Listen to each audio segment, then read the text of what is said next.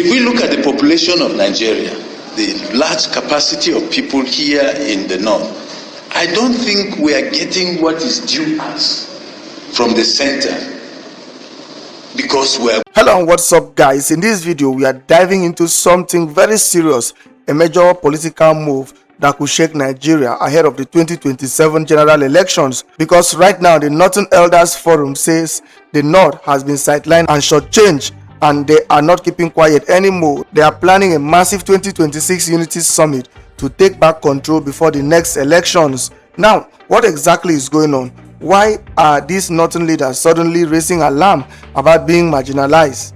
And how could this summit change Nigeria's political balance completely? Let's break it down.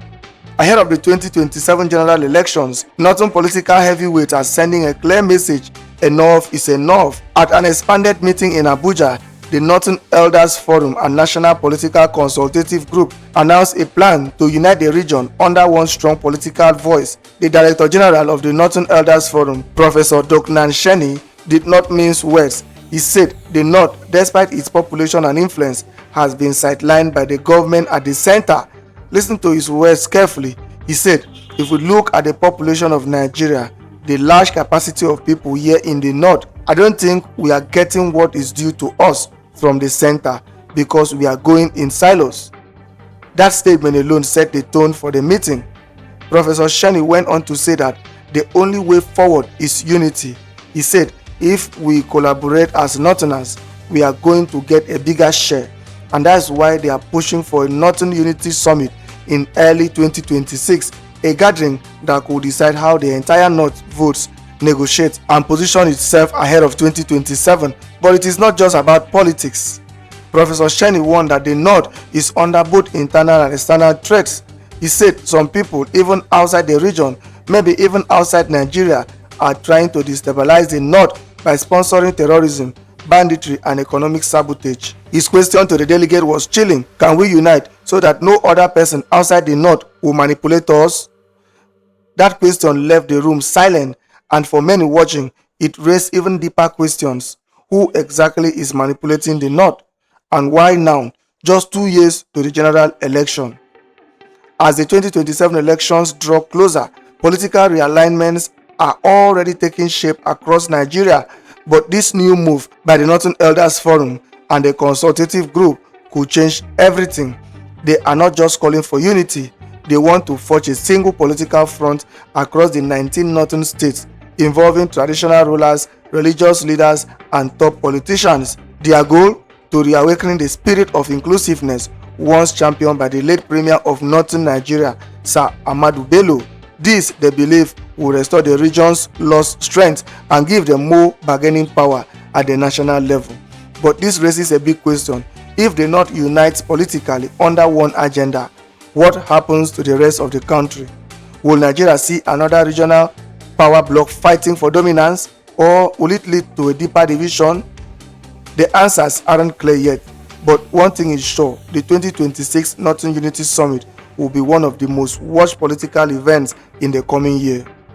Professor Sheni also highlighted the need for massive enlightenment programs to educate Northern voters so that citizens vote based on ideology, principles, and manifestos, not just religion or ethnicity.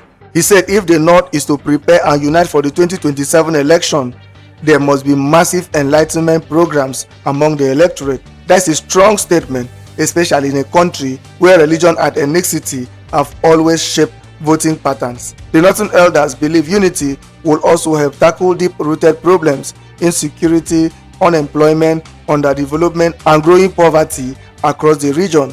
Sheni said these internal challenges must be addressed if the North wants to play a meaningful role in national politics. And he didn't stop there. He called on Northern governors, traditional rulers, and elder forums to meet urgently and align regional strategies for both security and economic development. Let's not forget, in 2023 general elections, the Northwest alone delivered a huge number of votes for President Bola Ahmed Tinubu of the APC. According to the official figure, Tinubu got 8.79 million votes, defeating Atiku Abubakar of the PDP, who had 6.98 million, and Peter Obi of the Labour Party, who polled 6.1 million. But after that election, both Atiku and Obi rejected the result, claiming there was violence, vote suppression, and massive rigging. Now, with 2027 fast approaching, the North seems determined not to be used and dumped again. They want to set the agenda this time, not follow someone else. And that is why this 2026 Unity Summit is so important. It is not just a meeting, it is a battle plan. A plan to decide how over 90 million Northern citizens could vote. A plan to decide alliances, candidates, and negotiation power at the center. And most importantly, a plan to make sure the North's voice is heard loud and clear in 2027. But not everyone agrees. Some critics are already warning that this kind of regional mobilization could widen national divisions and make Nigeria's unity even more fragile. Still, the Northern elders say they are not backing down. So, what do you think, guys? Is this a genuine move to strengthen the North and secure fairness from the center, or is it a political strategy to tighten control and influence ahead of 2027? Whichever way you look at it, this story is far from over. Guys, I will let you watch this video for yourself so you can see exactly what I'm talking about. Also, don't forget to like, share, and subscribe to this channel if you haven't already done so. Take a look, guys, and remember to share your thoughts after watching. Now, ahead of the 2027 general election, the Northern Elders Forum is asking its political elite to close ranks and elect politicians that will protect the interests of the region. The Director General of the Forum, Professor Doknan Sheni, made the call at the expanded meeting of the National Political Consultative Group in Abuja. According to him, the Northern region continues to be sidelined by the government at the center.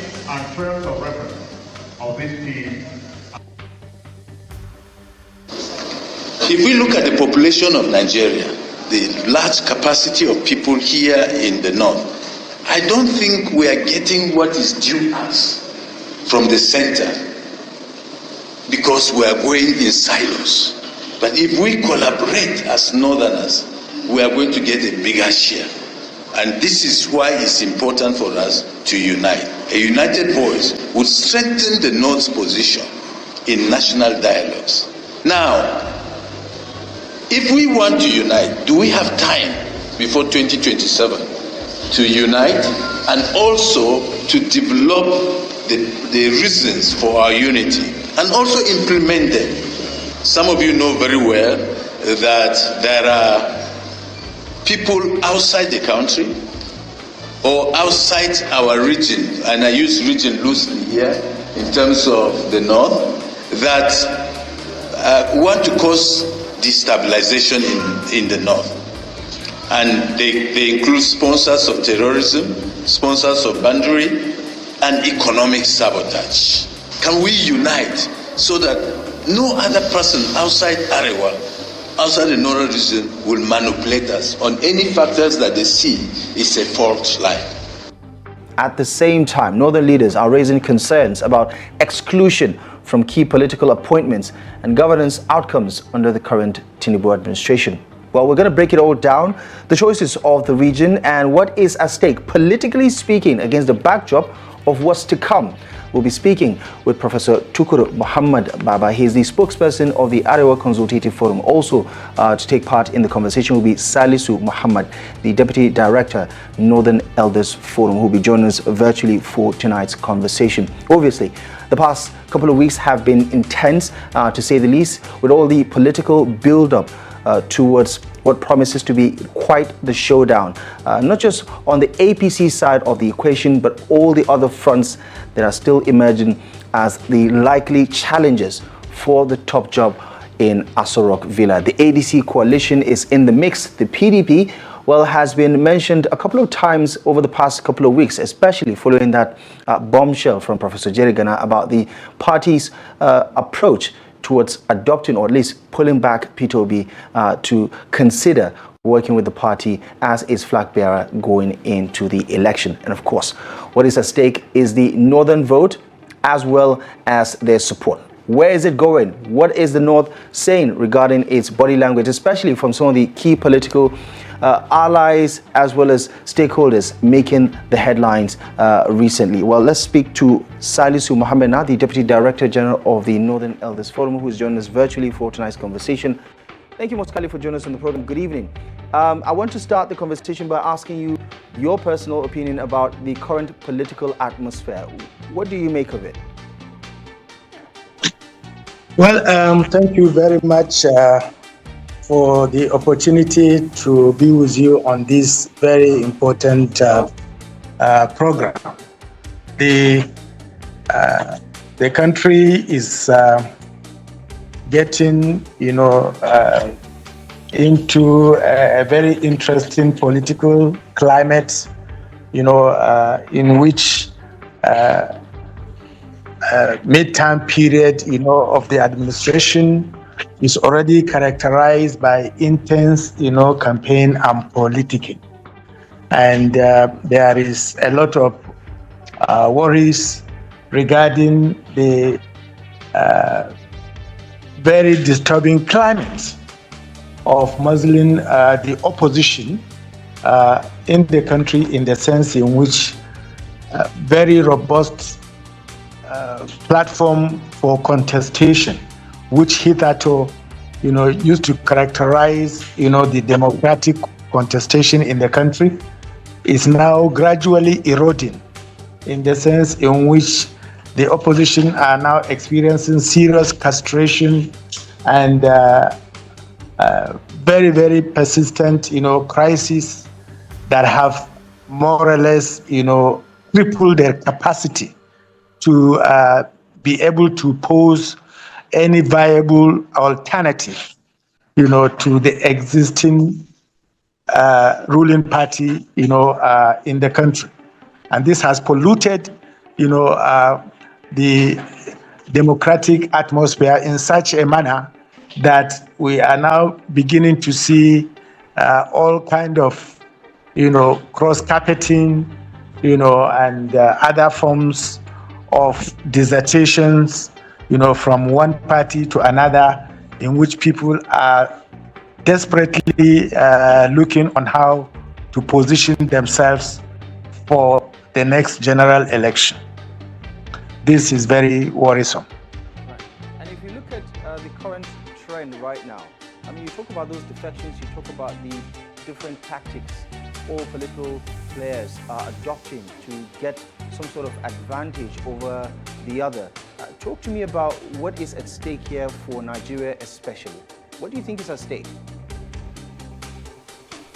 Well, really, for Nigeria, what is at stake really is that, the democracy is dying. That is just the very tragic aspect, of our own reality right at the moment. Because after, over 22 decades, of, democracy, in the country, by now we are supposed to have a very robust atmosphere, of debate, free exchange of ideas, in which, people will have viable alternatives to whatever the experience has been very bad, and their own desire to see improvement in their life, so that they can use political vehicles to enable them, achieve a position of, leadership that will usher in, a qualitative representation that will begin to address problems in a more open and systematic manner. But increasingly, this ventilation, of democratic governance is being limited and severely constrained. So to that extent, the country is not making progress, in terms of the potential to see us, using democratic structures, to solve the problems, of the country, especially in the spheres of the economy. Now, the economy is being crippled because resources are channeled more into politicking than into actually areas that will create capacity for growth and industrialization. On the contrary, what we are seeing all over the place is the complete and total abandonment of the productive capacities, of the country, because politics, has actually been prioritized to the detriment, of the industrial growth and, economic, development, which is very, very unhealthy. And the earlier the country and its leadership begin to really redefine, their political objective and the clear mission they have for coming to power, the better for Nigeria. And in talking about the quality of the conversation we're hearing, whether it's from the ADC, the PDP, or the ruling APC, do you think the conversation that is dominating the news circle is adding any value whatsoever to the polity? Well, unfortunately, the fact that the democracy, itself, is not actually growing, has made alternatives, ideas completely, unable, to very robustly, be aired for people to see the opportunity that is available for them, to utilize them to begin to reverse this ugly trend. All this is simply because, in the period in which, we experience democracy, it is the same group of people that are really populating these parties. They have the same ideas. They have the same world outlook. They are of the same background. And therefore, they share a lot of affinity. What is really common is the utilization of this to seek for power. The interests of the country and the welfare of citizens are being relegated to the background. And therefore, APC, ADC, PDP, these are people that are of the same orientation. Once they are denied opportunity in A, they will move to B and then go and experience, whatever opportunity available to them. Once that window is closed, they eject out of it, to go to the next party. So therefore, even when they lose power, whatever, as far as Nigerians are concerned, none of them represent any fundamental difference in terms of qualitative representation that will begin to see different behavior when power is obtained, in any remarkable manner. So there is no difference between APC, PDP, ADC, and even now that they are trying to challenge the ruling party, they are not coming with any different idea that will really galvanize Nigerians into identifying with those ideas. Right. And just before we go, Mohammed, is this, obviously it's your personal sentiment, but what is your reading of the Northern Elders Forum? Is that something they also can relate to as a forum? Is that the overriding feeling? Well, the Northern Elders Forum's, main mission is actually to ensure that, it's champions, the interest, of national unity, and also promotes, the interests of the North within the context of one Nigeria. And this is what we are doing, to the best of our own ability.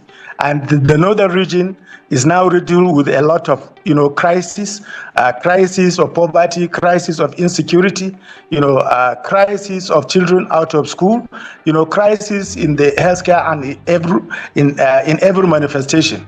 And this is what really we are dedicating, our own effort to ensure that we get political actors to prioritize, solutions to some of these problems.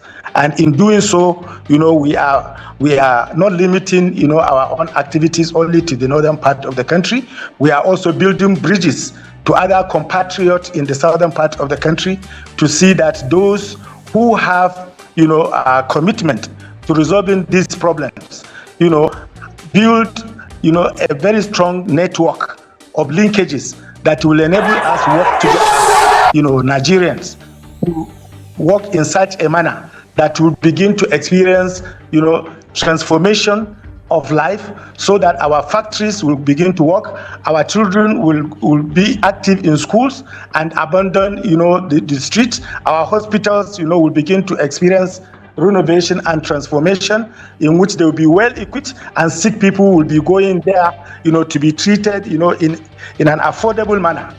This is really what we focus our attention for now.